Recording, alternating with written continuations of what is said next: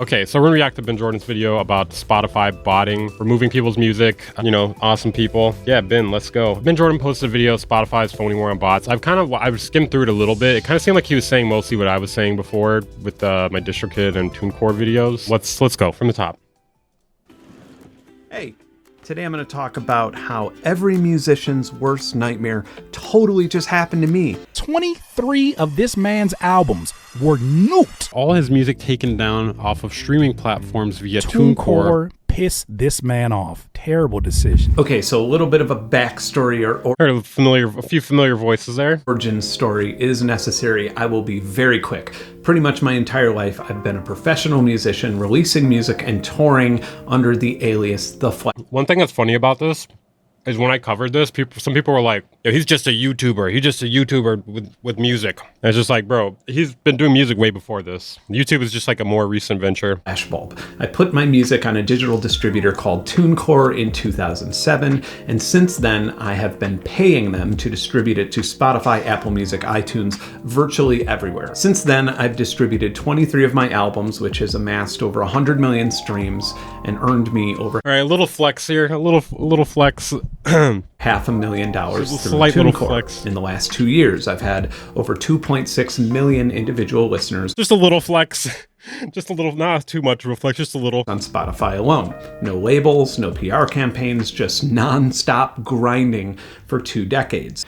A few weeks ago, on the evening of Friday, February 9th to be exact, I pulled out my phone. Man, Ben looks like he needs to sleep more, man. Ben, we need to get you some sleep, bro. We need to get you some tranquilizers or something. We need to put you down for a bit, just so your eyes can recover a bit, dude. Or maybe this is like what happens when, you get all your music removed. I don't know. I remember him saying before that he stays up for several days straight, though. Bro, boxing is a hobby. Well, I know that, but I mean, I'm talking about the bags under his eyes. I don't think those are from boxing. He goes hard in this one. Okay, I'm ready. To reference one of my songs for a film score and notice something was buggy with my music streaming apps because I just couldn't find my albums. First on Spotify, then on Tidal. So then I opened up some unread texts and social media messages, and some friends and acquaintances were asking why in the world I had removed my entire catalog of music from public access. You asshole, why'd you remove all your music? I went into panic mode and I opened up a laptop, and to my absolute horror, all 23 of my albums were gone from Spotify, Apple Music, Tidal, Amazon, and the other 30 or so stores that they were distributed to. My life's work was scrubbed. So I went through my email and spam folder with a fine-tooth comb. Surely something must have happened. Somebody must have warned me or given me a notification. Bro, that sucks when you have to look through the spam folder also, because companies have just like taken email marketing to the highest extent that everything becomes labeled as spam. That I missed. I must have missed a payment. No, everything was paid up. Everything was fine. I had no sort of communication about this at all. I didn't even attempt to sleep. I stayed up all night trying to figure out. Telling you, bro. Although he looks like he has less bags under his eyes here. Yeah, like here, it's like it got progressively better. I'm guessing he filmed this part at the end or something. Everything was fine. Bro, and they say YouTube content creation and making music is easy. It is not easy, man. It's taking a toll on this, man. It's taking a toll on me. Look at my eye. You think this happened? This happened from music and YouTube content creation, not because I got poked in the eye. And I had no sort of communication about this at all. I didn't even attempt to sleep. I stayed up all night trying to figure out what was going on. I have been extremely critical of Spotify in the past, and I've held short positions in the company. Was this revenge? Were they actually pulling my music because I've criticized the company? After 2 long days of utterly no communication, after hundreds of retweets from my followers, and after large press organizations reached out to TuneCore for comment, the CEO finally responds to me publicly, telling me that I emailed them on a weekend, and the support team for this doesn't work on weekends. Amazingly, the person who deletes 23 albums with hundreds of millions of streams works weekends, but that's funny as dude. So the person who deletes all that shit, they work on the weekend. The people you have to talk to about it, though, they don't work on the weekend. You can't talk to the same guy.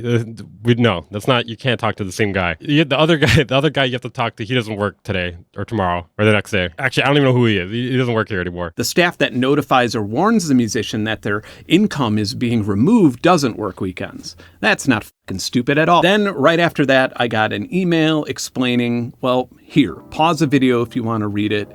It's basically saying that Spotify had removed some streams due to abnormal activity. TuneCore followed up with an internal investigation, and they have the right to do whatever they want, including keeping my money, and there's nothing that I can do about it. Bro, the funny thing is, like, so they said Spotify said that first, and then they said that they did their own internal investigation, which they had no proof for. Like, they didn't have any proof to show, and they confirmed it, but they didn't have any proof to show for it. It's just very sus, you know? It's extremely sus. Like, what is the proof?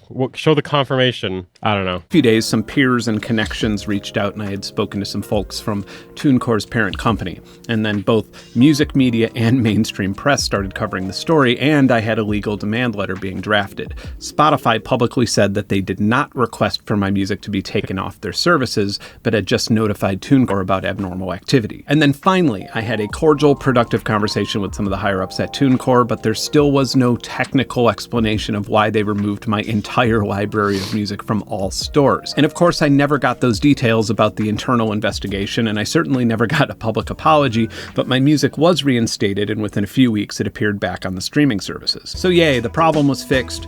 Water under the bridge, right?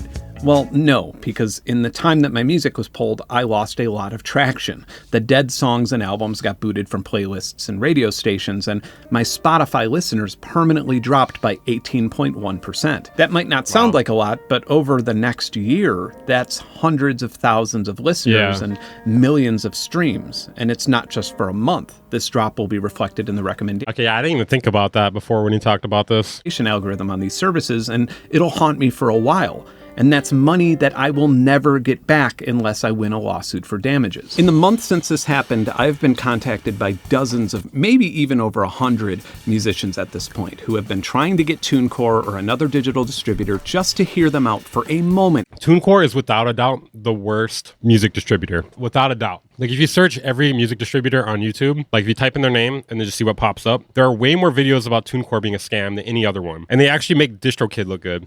So they could have their life's work as a musician restored. Like one thing that's like really shitty about TuneCore is they will randomly just reject songs without any explanation. And they do it like all the time. And there's very little that I could do for them, and it's tragic, and I'm The thing about Ben is, like, he's very outspoken and intelligent, in my opinion. And he has like some very strong opinions. And I think because of that, some people really don't like him. And I think people got to be more willing to just accept that you don't agree with everything someone says. Like, you shouldn't have to like permanently cast somebody aside just because you don't agree with one thing they've said in the past. I've noticed like a lot of people online are like that. I don't know if it's like a terminally online disease or something, or like an effect of that. But I don't know. I just noticed that because I used to feel that way in the past. And I see a lot of other people do it. For instance, I did that video about Acoustica Audio. You guys remember that Acoustica Audio video a while back? Like, some people did not agree with that video, and because of that, they were saying they're unsubbing from my channel and stuff like that, and just like being like permanently upset with me. And it's just like, okay, you don't have to agree with me like all 100% of the time. If you disagree like 5% of the time, like that shouldn't be enough for you to be like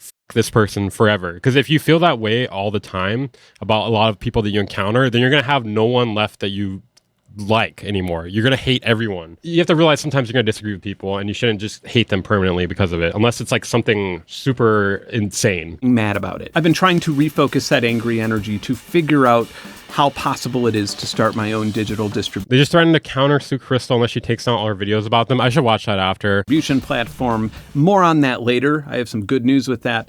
Otherwise, I've just been trying to get to the bottom of what's going on, and I did a lot of data diving in the last month, and yeah, this video is just full of bad news, and if you're a musician and you like being happy, you should just go watch something else.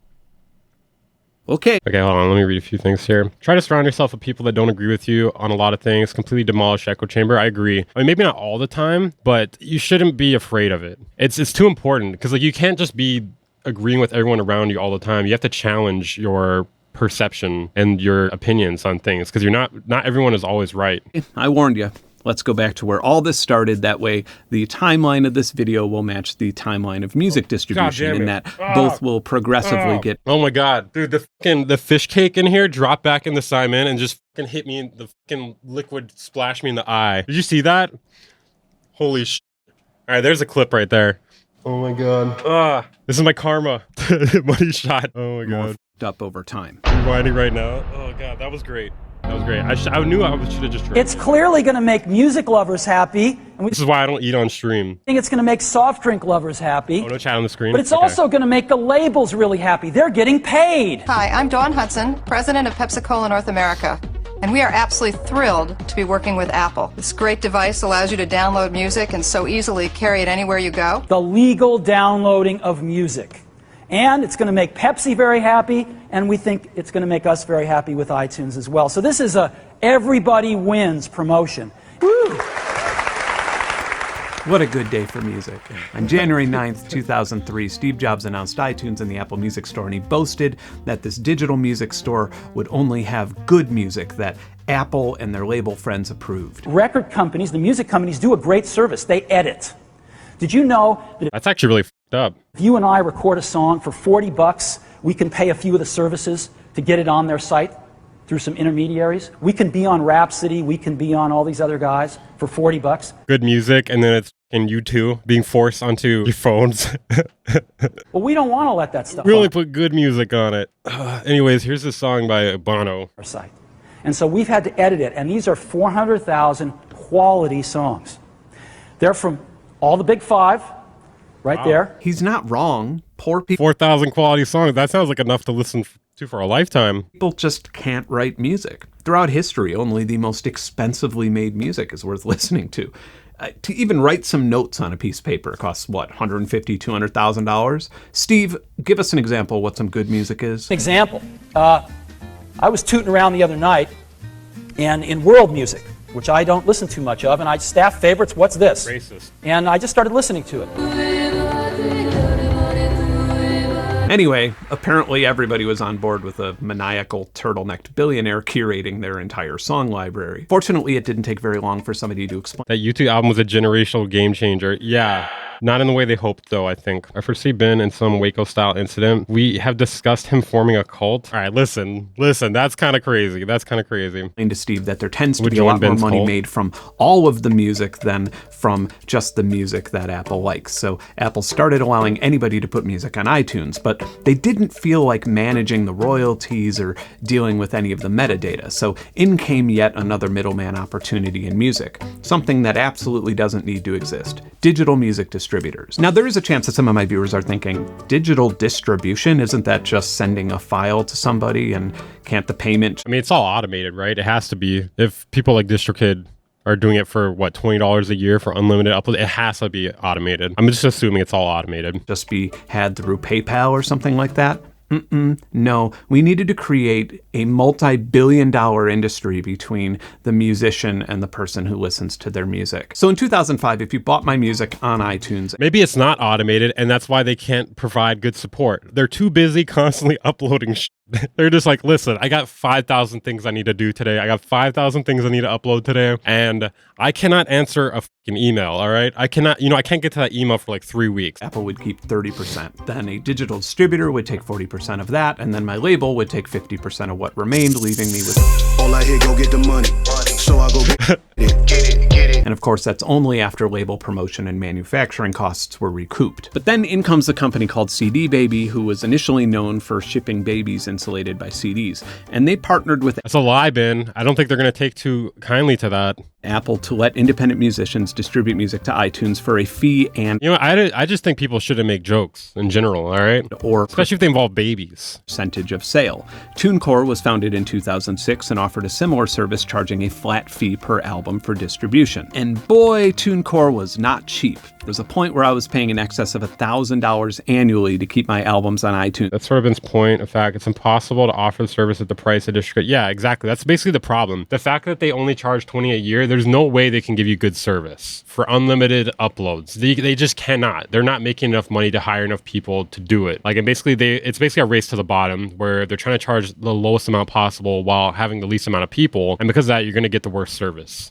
And streaming services. By 2012, TuneCore was being paid these high fees to distribute over 10% of the entire iTunes music library, yet somehow was dealing with harsh cash flow issues and allegedly was even insolvent for a period of time. They would later be acquired by Believe Music, who, as of this week, may be acquired by Warner Music Group.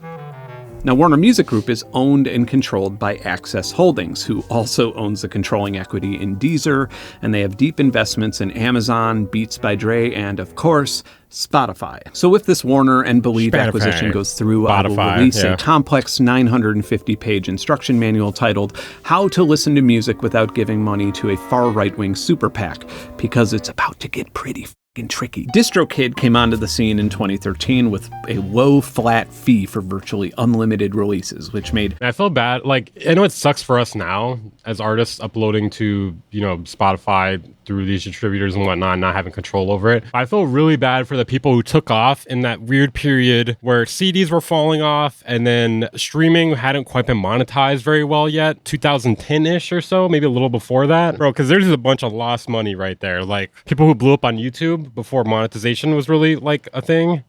Dude, oh man, that sucks.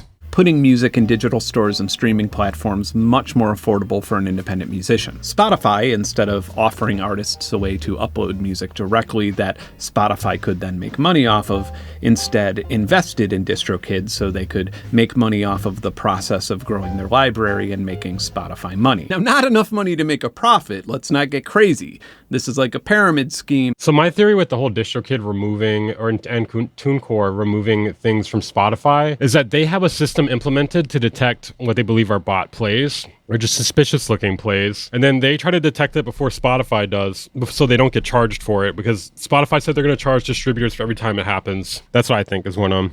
But there's a hole in the side of the pyramid and money just leaks out into the fucking Nile River. Anyway, that startup investment helped quite a bit, as these days DistroKid is by far the most used digital distribution service. And at $23 a year for unlimited music distribution, that is pretty affordable. And you totally get what you pay for. There is no official public count of DistroKid's full-time employees, but ZoomInfo estimates that number to be 279. They have over 2 million artists. So even if half of their entire workforce was artist support staff, that would be over 14,000 musicians per representative. In other words, if something goes wrong, you're absolutely f***ed, because it's literally more cost effective for these platforms to not have you as a customer than it is to try and solve your issue. True. That's such a good point, dude. It is more cost effective for them to not have you as a customer than it is to solve the issue. Damn. Since the beginning of digital music streaming, someone somewhere has been trying to circumvent the system to milk royalties, and it hasn't been all that difficult. In fact, organized... Bro, you know what pisses me off about this is... So me and a lot of other people have had their songs removed from Spotify, or certain songs removed from Spotify for botting when I didn't do shit. I did not do shit. I didn't do nothing, all right? Well, I have people in my comment section of like the DistroKid video telling me how they bought songs all the fucking time and they get away with it. Like, come on, dude. That's such a fucking slap in the face. Crime in Sweden has been laundering money through Spotify for years. This handsome guy made a whole video about it. But from the criminal's perspective, the problem with fake streams is that you need to do it very subtly and carefully over very long periods of time to avoid getting caught. And when I made this video, I spoke to some people who did it and I looked at their numbers, and it's actually not worth doing for the money alone unless you're trying to launder it or something like that. It's a bit like counting cards in blackjack. If you do it perfectly and carefully without raising suspicion and you don't make any mistakes, you can make about $19 an hour or so. It's not really the best gig. Yeah, I stepped up from my minimum hourly gig, all right? I am doing counting cards, but completely safe, and I make a little less than $20 an hour. So why are fake streams such a huge issue? So huge, in fact, that to combat fake streaming, Spotify is no longer paying royalties on music with less than one... This is such a fucking bullshit thing, dude. They now need at least 1,000 streams to earn royalties. Like, that is not combating botting. They're just gonna do more botting. It's just a fucking bullshit tactic that they geared up with major labels to decide to pay out major labels more. Like, they just did that to pay out major labels more, and it has nothing to do with botting. It's just an excuse. 1,000 streams per year, which happens to be about 2/3 of the music on Spotify. Come to think of it, do you know what might just make an artist tempted to participate in fake streaming? Not paying them any of the royalties they're owed until they reach a certain threshold. So congratulations, Spotify. You may have just actually made fake streaming a net positive for musicians. Okay, so on the other side of this artificial stream thing, this is such a clusterfuck then I'm going to need to draw it out. Allegedly, Spotify is now fining record labels and digital. I genuinely don't understand how that rule works. Like the 1,000 stream thing, they didn't explain it very well. That's why, because you get paid they pay out stuff monthly, and if it requires 1,000 streams per month on the song to get paid out, well, no, it's 1,000 streams per year, right? It's 1,000 streams per year, I believe, on each song. So like, how do they determine that? You just make nothing until it hits 1,000, essentially, because they would have to know beforehand to pay you, or they would have to wait until it hits the 1,000 in order to pay you out at all. Distributors like DistroKid and TuneCore, $10 per song that they suspect is receiving 90% or more artificial streams, which I don't even understand the logic, but sure. Now, DistroKid, the company that musicians hire to put their music on Spotify on their behalf, are See, building your own website, that's not going to work, because especially if you're not like a very large artist like Kanye or someone like that, because everyone wants convenience. You know, listeners want convenience. Having it all in one place, that's convenience. Having your playlist, that's convenience. A one-time monthly fee is convenience. You know, all of that is convenience. So it's not going to work. Like, they have convenience currently. They have convenience, and it's not that expensive. As a mouthpiece for Spotify and finding the musicians $10 per song to be considered to go back onto Spotify. Now here's the kicker. Spotify once owned a hefty minority stake in DistroKid, and they sold most of it off. And now, from what I've dug up, they own 4%.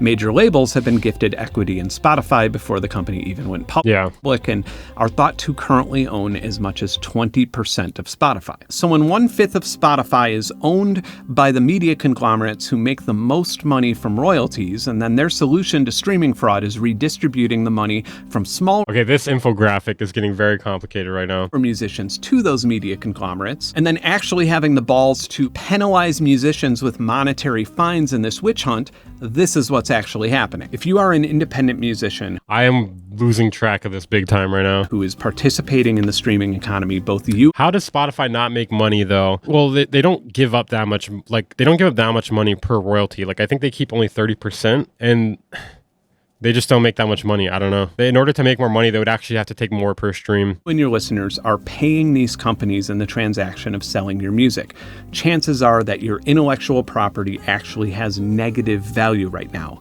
It's absurd, but stick with me. Fair. DistroKid claimed to be distributing between 30 and 40% of all... Isn't the narrative that the streaming subscription should be higher? Yeah. I mean, that's what Congress or someone in Congress suggested. I mean, it doesn't seem like that bad of an idea. I don't know. Somebody has to pay more money. You know, like, if artists are supposed to get paid more per stream, somebody has to pay that money. They have to put that into existence. And I feel like the people not paying enough money, it seems to be consumers, right? It seems to be consumers not paying enough money, because Spotify is giving up 70% of each stream. They're breaking even or losing money almost all the time. So who's going to pay that money? I don't know. New music on Spotify. And when I dug into the sources of music on Spotify's New Music Friday playlist around that time, DistroKid was only distributing 1.34% of the music. Wow. In it. In top Well, the thing is like, all the editorials and stuff like that, or not all of them, but a lot of those playlists, they're controlled by, I don't want to say major labels, but people who have some sort of affiliation with it, you know? Like, when Drake releases a new album, why do you think he's the cover of every fucking playlist? It's not because they like fucking Drake. I can assure you that. It's not because they like Drake. They were only distributing 0.3%. This means that you're about roughly 2,000% more likely to get featured on Spotify's top playlists if you're with a major label that partners with the service. Yeah, there's nothing suspicious about that. Ready for more? I polled a few hundred musicians with music on digital distributors, and only 27% of them were making more money. Spotify as a company allegedly doesn't break even, but I can guarantee the shareholders would take home a very hearty salary. I mean, from what I remember reading before, like, they've lost a lot of money, like the most quarters. Like, a few times they've made money, but generally they lose money. Than they were spending on distribution fees. What this potentially means is that well over half of the musicians on streaming services are paying money for you to pay money to listen to their music. And that's not all. Out of the musicians I polled, 9% of them had at some point had their music banned or suspended from streaming services. And all of the people with the music removed were using digital distributors that collected subscription fees rather than a percentage of... Interesting. What's even more interesting, I asked the musicians if they have ever paid for fake streaming before, either in a way that they thought was legitimate or illegitimate at the time. and the ones who had paid for fake streams were a little bit less likely to have had their music pulled off of Spotify. That's what I'm saying. Like, there's people bragging about fake streaming in my fucking DistroKid video. Meanwhile, like, everyone who had their music pulled did not, or they claim they did not do it. Obviously, people are going to claim they didn't do it, but I mean, I know for a fact I didn't do it, yet it happened to me on like 3 songs. For fake streaming. So at least in this data, there is literally no correlation between deliberate fake streams and the artists getting accused of and punished for them. In fact, it seems like across the board, with no exceptions that I could find, when you pay to be submitted to a playlist, you're increasing the odds that you will be accused of fake streaming or fined or your music. Wait, hold on. He just showed that waiver AI thing here. That is like a confirmed fucking bot playlist. Like they purposely will bot songs in order to try to get you to pay for it. Wait, hold on. Is he saying that that won't happen, or that will happen?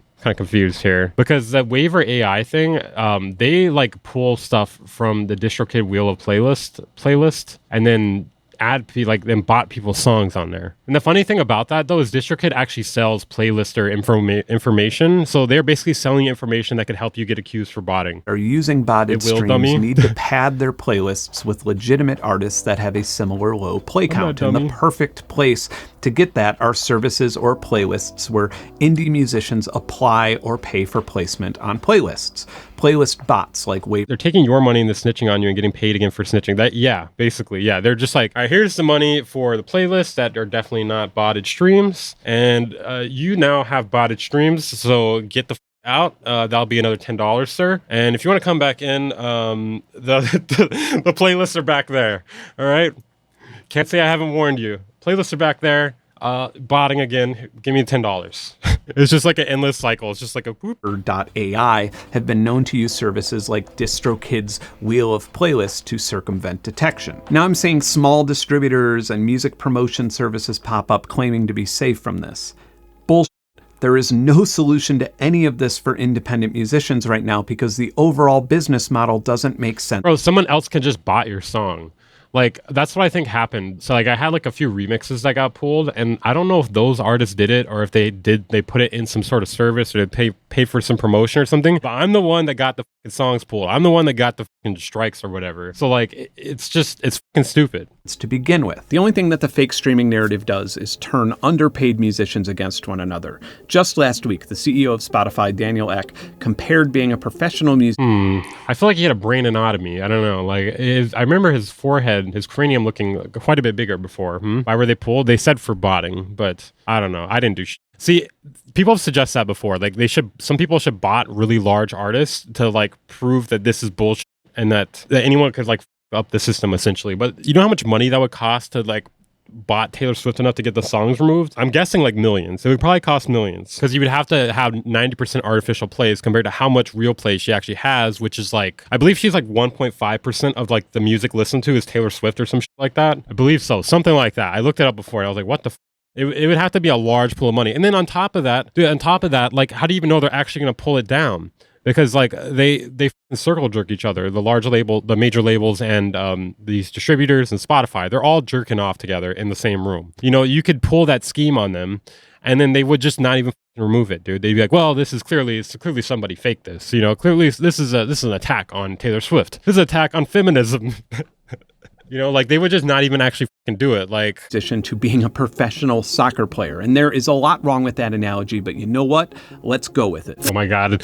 Distrogate. FIFA made $7.6 billion in revenue in 2022, and only $163 million of that went to the players. Every 4 years, a major city loses billions of dollars on infrastructure to host the World Cup, and time after time, it's a financial windfall for FIFA and a financial loss for the city hosting FIFA. So yes, both of these organizations are pitting their underpaid talent against one another. The only difference is that FIFA is a nonprofit organization by design, while Spotify is a publicly traded company that hasn't made a profit in the 18 years of its existence. Well, that's true, but there were some quarters where they did, I believe. Probably these ones here where it's not that low. But yeah, if you're talking about the actual entire year. 18 years of its existence. If you want to share your music with the world for free, imagine right now he he hits you with a fucking distributor like ad. Like he's, if you want to share your stuff for free, join my distribution service. 2 lost today. Oh my God, dude, I'd be so mad. Encourage it. There's absolutely nothing wrong with it. I've done it almost my entire career on Put out mini disc releases. Why? So no one fucking listens to it? both my website You laugh. Well, yeah, it's funny. That's why. and even on music piracy sites. Independent musicians have been fooled into believing that they are merchants in this Join market. Vault. Can you even fucking join Vault, dude? Hold on. Vault James Blake. I'm almost positive you fucking can't. I'm almost, where is it? What do I even type in to find that shit? I don't fucking know. Place and their intellectual property is the product. It's not. Unless you're making a major label money, then you are the product in this economy, and its investors intend on leaving with more money than they entered with. So having said all that, which digital distributor am I going to go with? I co-own and co-manage VoiceSwap. This is Oh my God, dude. Ben. Oh, dude. I was fucking joking. I didn't think he was actually going to do that. Wait, hold on. What? No, come on, dude. then you are the product in this economy, that they website and even on music piracy sites. Independent musicians have been fooled into believing that they are merchants in this marketplace and their intellectual property is the product. It's not. Unless you're making a major label money, then you are the product in this economy, and its investors intend on leaving with more money than they entered with. So having said all that, which digital distributor am I going to go with? I co-own and co-manage VoiceSwap. This is relevant. I swear it's not just self-promotion. VoiceSwap is creating an ecosystem and a technology that permanently couples artists to AI datasets using their voice or likeness so they can get paid from it forever. One of the checklists early on was I'm confused about the relation to this. to partner with a digital distributor like DistroKid or TuneCore that would allow us to pay our artists directly from streaming income if their likeness or voice or music was used. And after diving into how all of this works in the last month, we just filled out all the forms and certifications to distribute it to DSPs ourselves. So that's kind of a happy ending to my nightmare with TuneCore. I'm testing How is this relevant? everything out with a few of my albums that Am I crazy? How is this relevant? Like I'm really confused. Like this is not about AI or like voice impersonation. I'm just confused how this is relevant. And like how's a happy ending to this? I mean, it's fine to promote it. I don't give a shit, but streaming services. And if all that works out, then I'm going to bring my entire catalog over and remove the digital distribution middleman. I want to thank I'm confused. I'm really confused. everybody who filled out my surveys or helped me dig up information. This channel operates as a nonprofit organization, and my Patreon is primarily what keeps it running. If you want access to tons of unreleased music or released music or field recordings or audio assets Oh, field or an recordings. amazing community with monthly songwriting challenges, or if you just want to support content like this Yeah, I and you don't want really to see understand more how of it it, solves the problem. It kind of seems like a separate thing. He's saying distribute your tracks to Spotify directly is an option, I guess. I mean, what is it? But through voice swap? I don't know. I'm just confused. We just want this happy ending under the table. Yeah.